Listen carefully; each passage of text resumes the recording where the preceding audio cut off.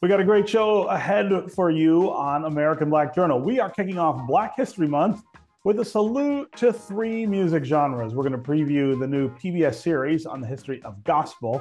Plus, one of the pioneers of techno is here to talk about its influence on African-American music. And we'll end with the classic string performance from this year's Sphinx Competition. You don't want to miss today's show. American Black Journal starts right now. From Delta faucets to Behr paint, Masco Corporation is proud to deliver products that enhance the way consumers all over the world experience and enjoy their living spaces. Masco, serving Michigan communities since 1929. Support also provided by the Cynthia and Edsel Ford Fund for Journalism at Detroit Public TV. The DTE Foundation proudly supports 50 years of American Black Journal in covering African American history, culture, and politics. The DTE Foundation and American Black Journal partners in presenting African American perspectives about our communities and in our world. Also brought to you by Nissan Foundation and viewers like you. Thank you.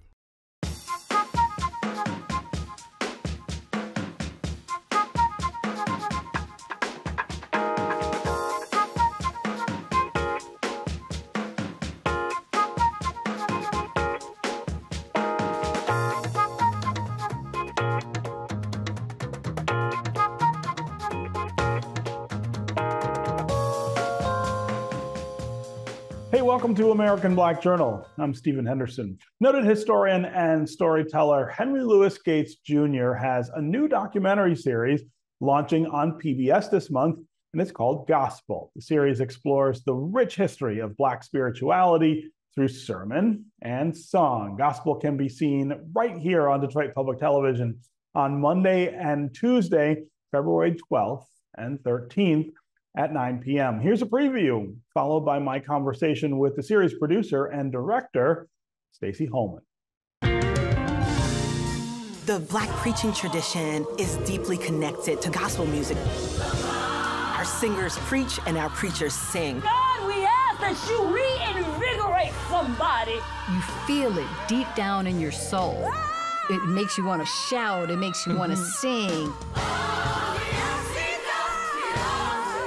That's beautiful.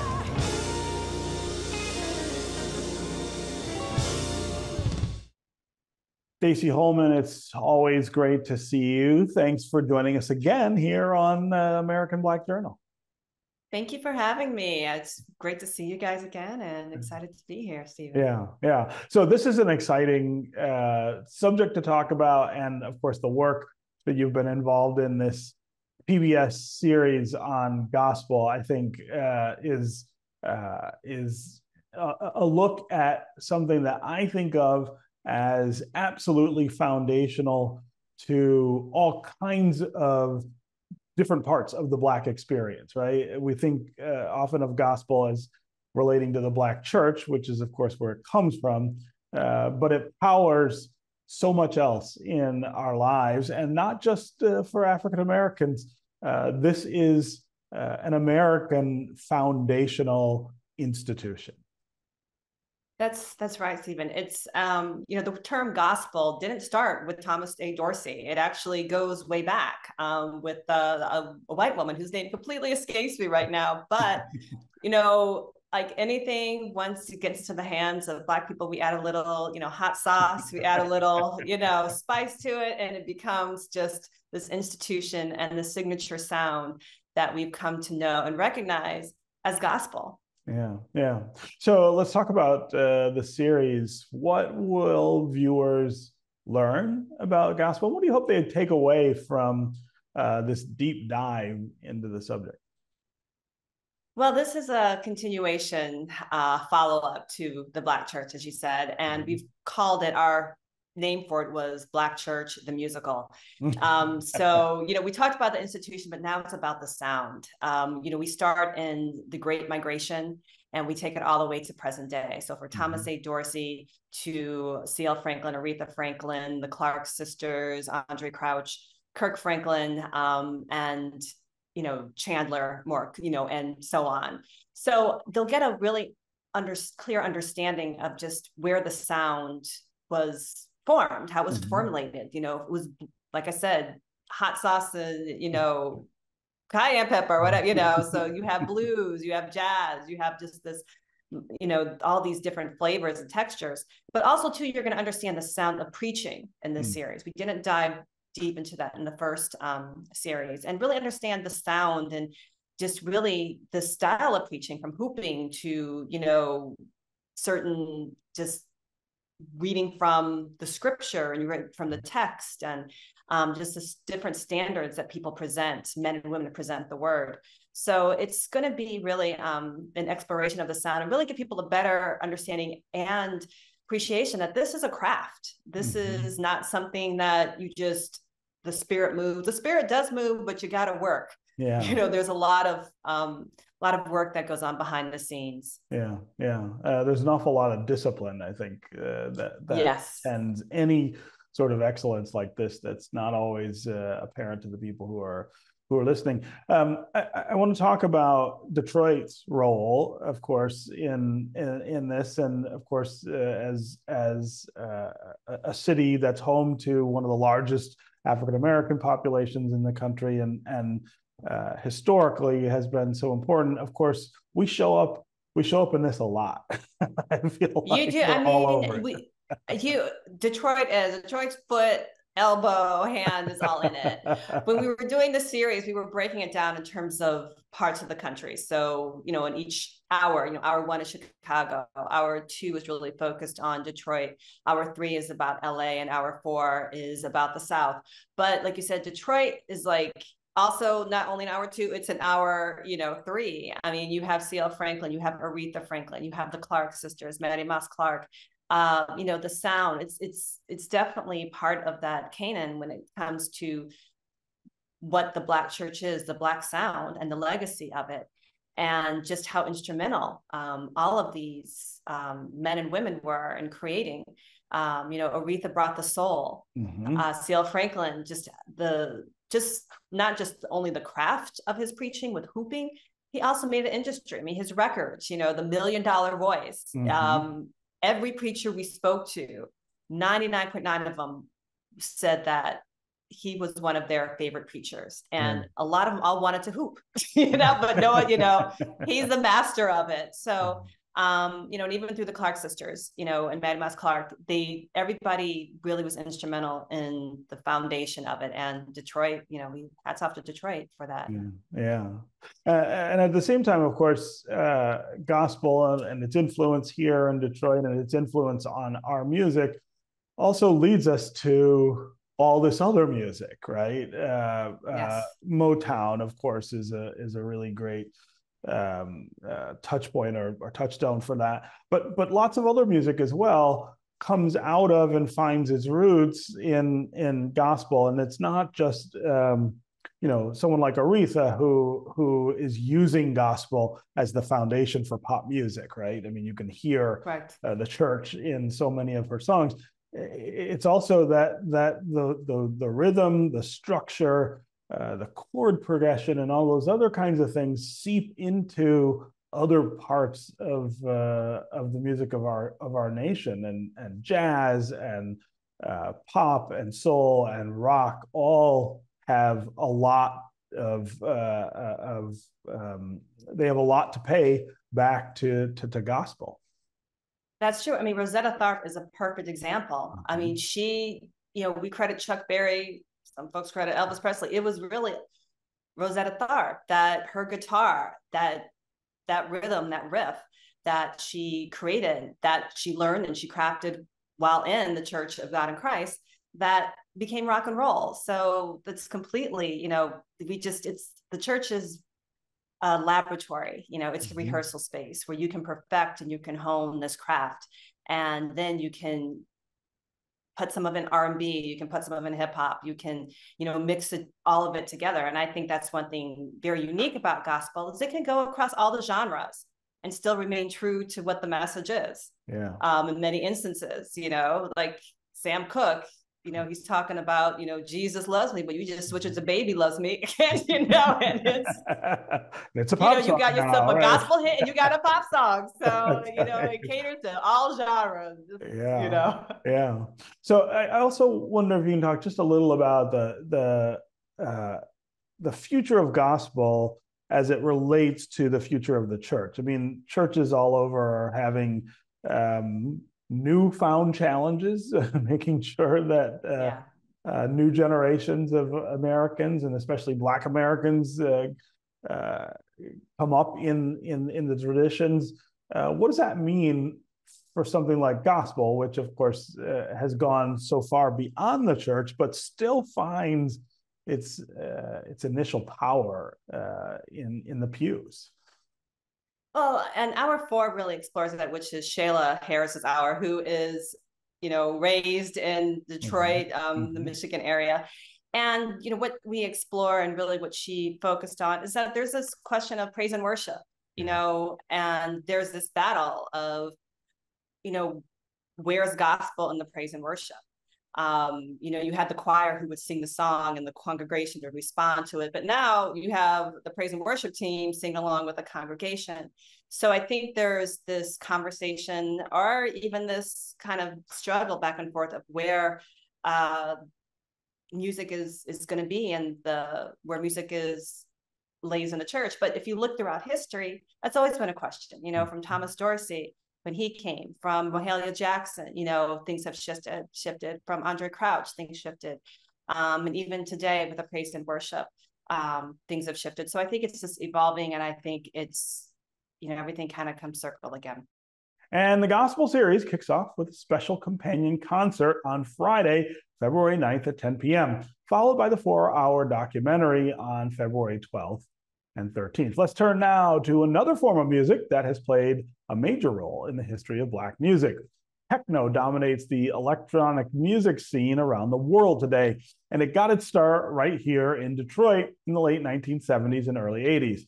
I sat down with one of the techno pioneers, Grammy-nominated music producer and DJ Carl Craig, to talk about the Black music experience, both locally and globally. Carl Craig, always great to see you. Thanks for joining us on American Black Journal. Thank you very much. It's my honor. Yeah.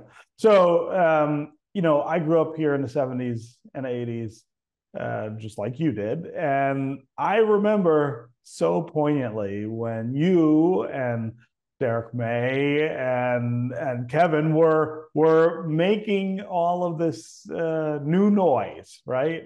Is what my mom called it when she first heard it. I think even then, it was really obvious that you guys were changing music in a really fundamental way, changing the way we think about it, changing the way we move to it, changing the way it influences our lives. And now in 2024, of course, it's this worldwide phenomenon, and it has done all of those things. It has done all the things that I think were really obvious to us in basements here in Detroit back in the 80s. So let's go back to that time and talk about where this comes from and how you guys came up with this sound and the drive that is hip hop and rap and all of the things that come out of it. Yeah, Detroit Techno started with Juan Atkins and Rick Davis, Cybertron. That was the beginning. And by the time I came around, my cousin had done Technicolor with Juan, and I would play basketball in the backyard listening to Kevin and Derek's music and listening to Jeff Mills on the radio as the Wizard. So by the time I got in, it was already primed and well-oiled early baby machine. So when I had the opportunity to meet Derek, I thought he was Big Brother Almighty when I first met him, and went down to the Music Institute and partied down there with just this multicultural crowd of people that were coming down, people that I knew from when I went to Cass, you know, people that I knew when I went to Cooley, people that I was meeting when I was going down to the shelter at St. Andrews Hall, that club, you know.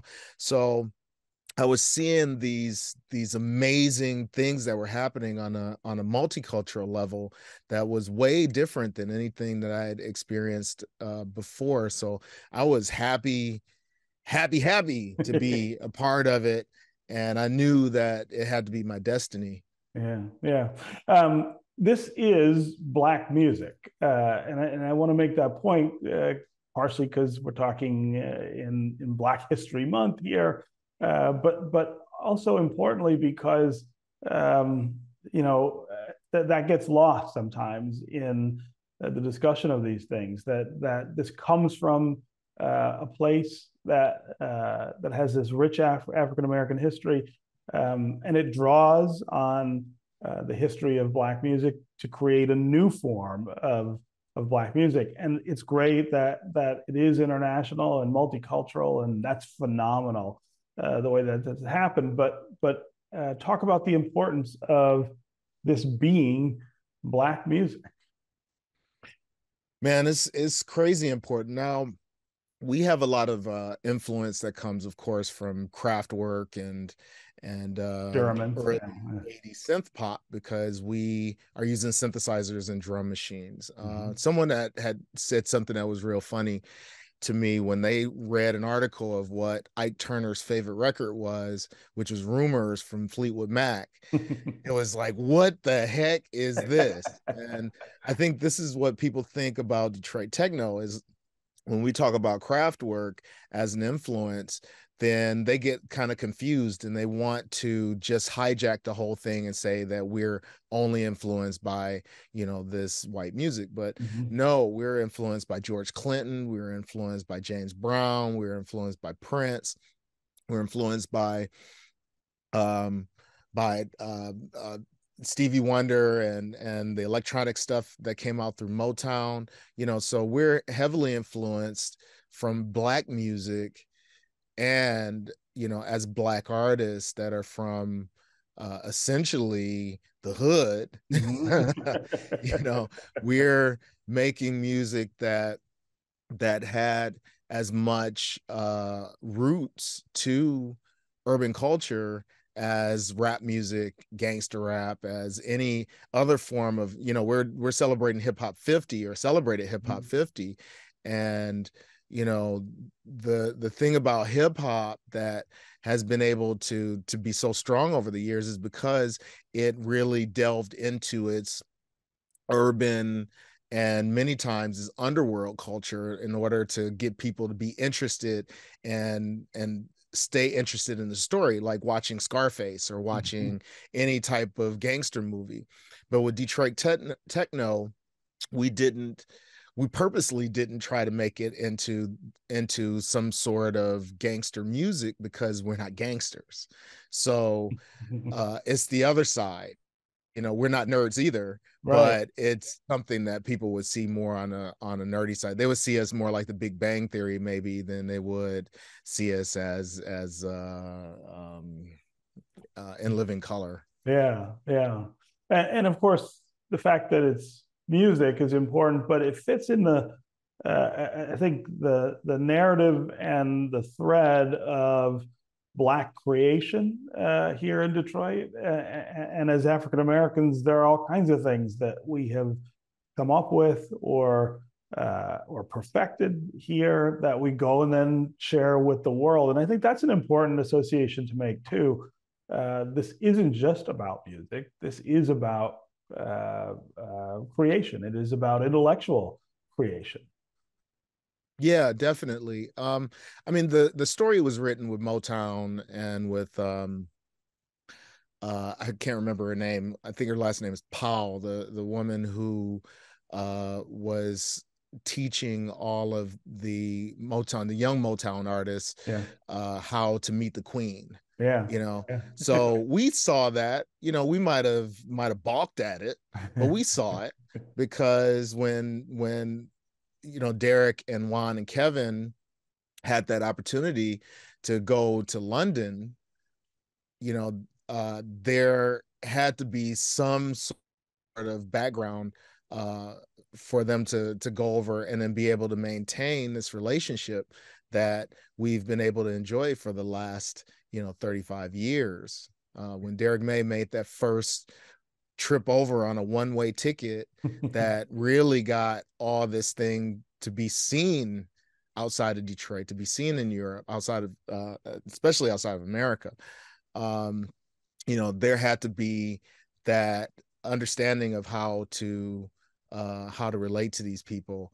And we're talking about a guy who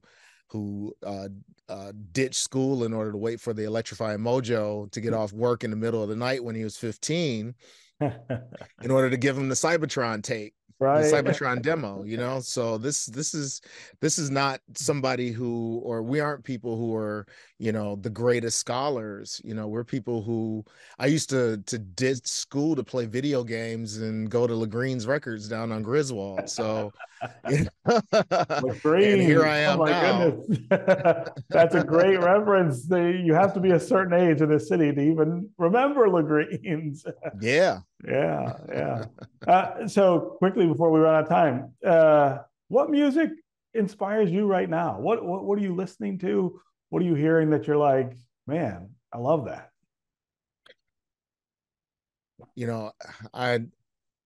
In order to go to the future, I like going back to the past, and I've been listening to a lot of Roger and Zapp, really.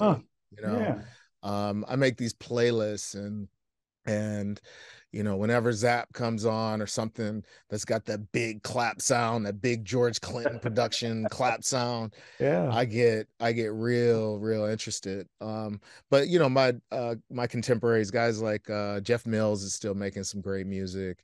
DeForest Brown Jr., who's a writer and musician from Alabama, he makes some really amazing stuff. There's some great things. So All Black Digital, I'm doing again this year, which is my series from All Black Vinyl, where I spotlight music from Black artists for Black History Month. And I'll be playing a lot of things that I find and discover and that I know and that I didn't know. So I hope everybody keep an eye on that and tune in while we both educate ourselves. Yeah. Finally today, the annual Sphinx Competition that celebrates Black and Latinx classical string players took place in Detroit recently. Detroit Public Television is going to broadcast the finals on Monday, February 19th at 9 p.m. We're going to leave you now with a performance by the first place senior division laureate, Nathan Amaral from Brazil. You can find out more about our guests at AmericanBlackJournal.org, and you can connect with us anytime on social media. Enjoy, and we'll see you next time.